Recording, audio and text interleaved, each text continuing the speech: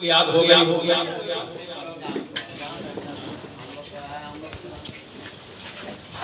लेकिन मिसाल एक आलीशान मकान है,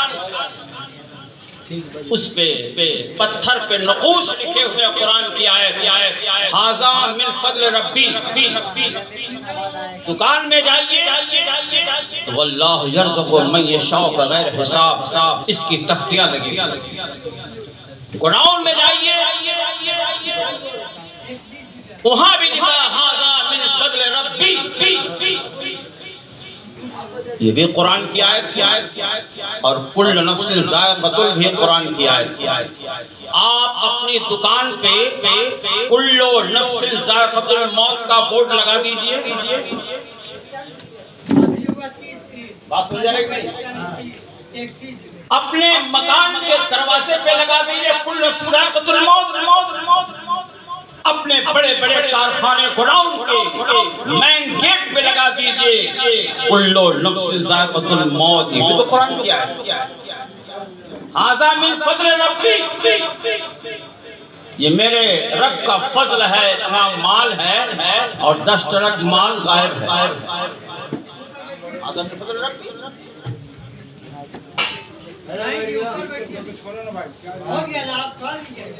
है कि नहीं? वल्लाहु यर्ज़ुक़ु मन यशाअ बग़ैर हिसाब बोर्ड लगा हुआ है। अल्लाह बेहिसाब रोजी देता है, लेकिन कितना झूठ बोल करके बाज़ दुकानदार अपने माल को बेचते हैं। क्या रिस्क में बढ़ेगा वो? नहीं। आप मौत की तख्ती क्यों नहीं लगाते? आने वाला जाने वाला राहगीर ये सोचेगा इसके अंदर अगर जाएंगे तो मौत मजा चखना होगा। इस घर के अंदर दुकान में जाएंगे तो मौत मजा चखना होगा, लेकिन कहाँ लिखा रहता है? जिस पे मुर्दा ले जाते उस खाट पे लिखा रहता कुल्लु नफ्सिन ज़ाइक़तुल मौत। जनाजा सबने अदा की, कुल्लु नफ्सिन ज़ाइक़तुल मौत। हर जानदार को मौत का मजा चखना है। सारे लोग नमाज पढ़ जनाजे की नमाज में शरीक। वक्त बहुत कम है, तफसीली गुफ्तगू नहीं हो पाए,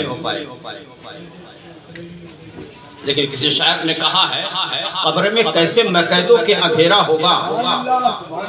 कब्र में कैसे मकैदों के अंधेरा होगा, सामने आका जो होंगे तो सवेरा होगा।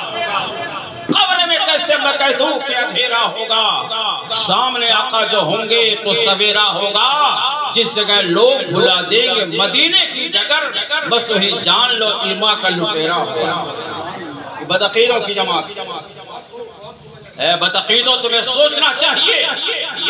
तुम्हारे बड़े बड़े उलमाए किराम ने लिखा है माज़अल्लाह नबी मरकल मक्के में मिल गए, आपके इल्म पाक को जानवर का शयातीन का इल्म बताया गया, लेकिन बाद मौत जब कब्र में जाओगे और जब नबी के बारे में सवाल होगा, जब नबी की ज़ियारत होगी तो कहेगा यही हम तो ये कहते थे दुनिया में माज़अल्लाह मरकर मिट्टी में मिल गए, इन्हें इल्म गैब नहीं है, हमारे जैसे हैं, हमारे बड़े भाई हैं ये। तब क्या मुंह दिखाओगे? तब क्या मुंह दिखाओगे? और आला हजरत वाले ये कहेंगे, कादरी ये कहेंगे, चिश्ती कहेंगे, अशरफी कहेंगे, हबीबी कहेंगे, रिजवी कहेंगे, ये तो मेरे आका। कितनी बड़ी दौलत सरकार अल हजरत ने हमें और आपको दी है, बहुत बड़ी दौलत दी। मैं आपसे कहना चाहूंगा, इधर भी कुछ लोग बैठे, इधर भी बैठे हैं, कितने लोगों को जनाजे की दुआ याद है? हाथ उठा दीजिए।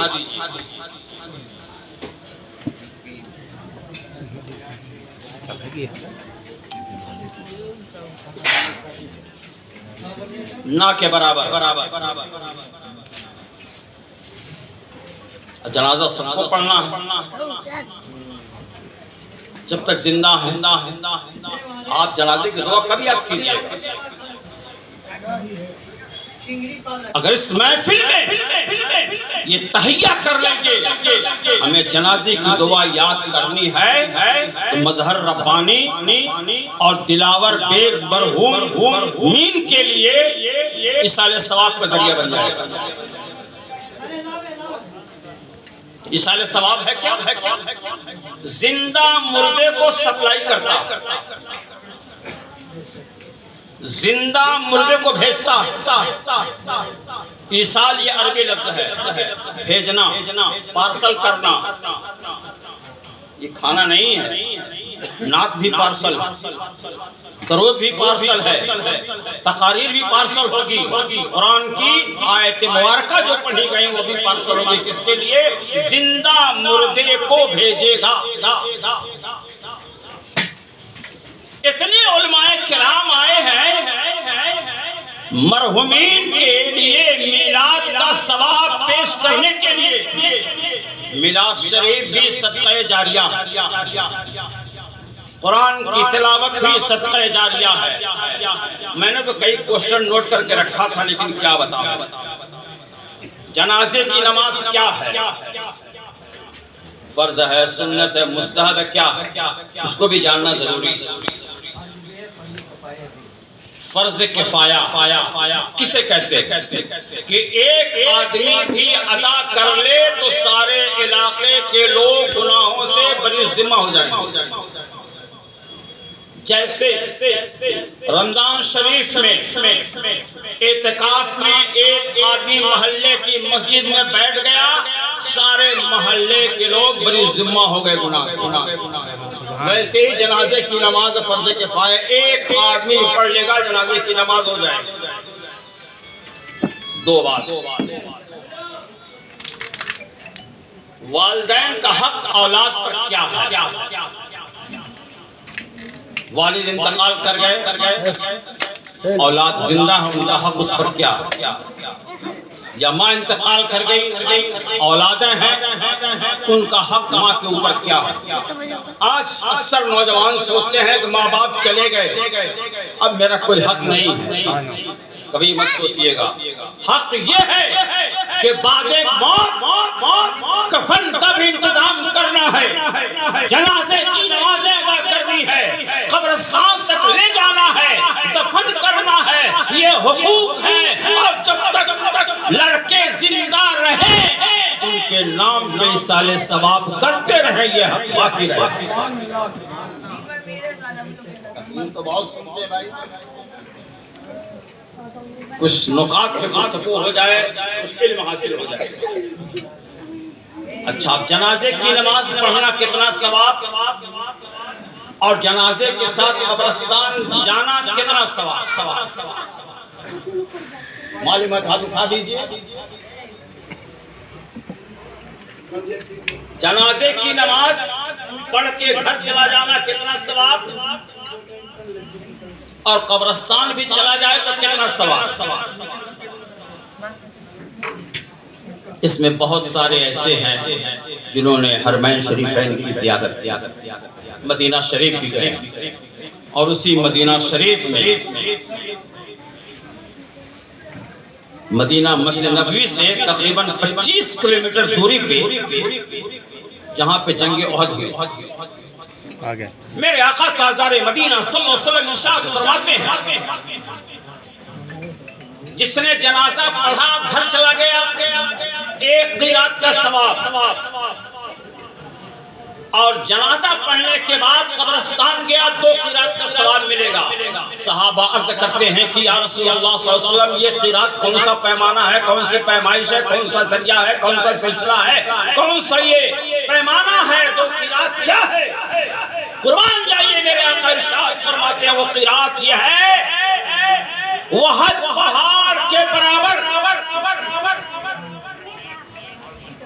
अगर जनाजा की नमाज पढ़ लिया, एक वहद पहाड़ के बराबर सवाब अल्लाह ताला अता फरमाएगा, और जनाजे के साथ कब्रिस्तान चला गया तो वहद पहाड़ के बराबर अल्लाह ताला सवाब अता फरमाएगा। इसी का नाम क़िरात है। कोई सख्त नहीं बोल रहा हूँ, इसलिए बोल रहा हूँ ताकि आप लोग अभी देहात में जाइए तो जनाजा पढ़ के भाग जाता। आजकल तो ऐसा माहौल है जैसे अस्सलाम वालेकुम रहमतुल्लाह, अस्सलाम वालेकुम हुआ, बस जूता पहना फरार। अरे आज तो जनाजे की नमाज में भागता है, कल तेरे भी जनाजे की नमाज लोग ऐसे भागेंगे। दुआ मांग के जाओ मग़फ़िरत। लेकिन जनाजा सफों से निकल जाते लगते बहुत बड़ा एहसान कर दिया। मौत याद करने की चीज, मौत मांगे नहीं जाती।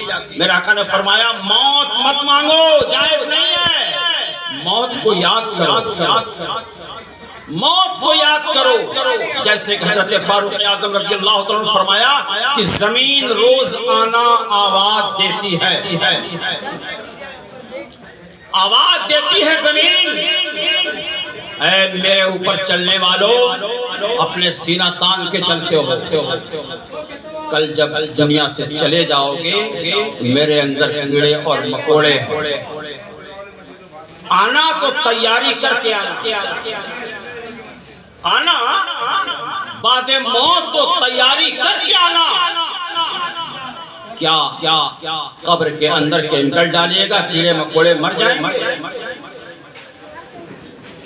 तैयारी करके नहीं जाएंगे तो कब्र का अज़ाब, कीड़े बिच्छू हैं, मकोड़े हैं, जिस्मों के गोश्त को खा जाएंगे, सड़ गल जाएगा। क्या केमिकल लगाइएगा कफन में या जिस्म में कि कीड़े न खाए? आखिर वो कौन सा केमिकल है, वो कौन सा इलाज है कि बातें मौत जमीन हमारे जिस्म को न खाए? अल्लाह और उसके रसूल ने जो हुक्म दिया उस पर अमल कीजिएगा तो जमीन के कीड़े नहीं खाएंगे। नमाज़ें पढ़िए। आज हमारे नौजवान हैं, सोचते हैं मैं बड़ा अच्छा काम कर रहा हूँ, बहुत ज्यादा कमाई होती है, कहते हैं मैं 1 नंबर पीता हूँ। अबे 1 नंबर हो या 2 नंबर या 3 नंबर, हराम तो हराम। पेशाब भी हराम, वो भी पी ले 1 बोतल, नहीं पिएगा। 1 नंबर पीता हूँ। पीने वालों तौबा कर लो। जिस ज़बान से तुम जायका करते हो शराबों का, अल्लाह ने इसलिए नहीं बनाया कि हराम चीज को इस्तेमाल बनाओ। अल्लाह ने ज़बान इसलिए दिया कि कुरान भी पढ़ो, हदीस भी पढ़ो, सलाम भी पढ़ो, दरूद भी पढ़ो, दुआएं करो, तब तुम्हारी दुआएं कबूल होंगी। आज भी कुरान हमें आवाज दे रहा है, कुल्लु नफ्सिन ज़ाइक़तुल मौत, हर जानदार को मौत का मजा चखना है। अस्सलाम वालेकुम।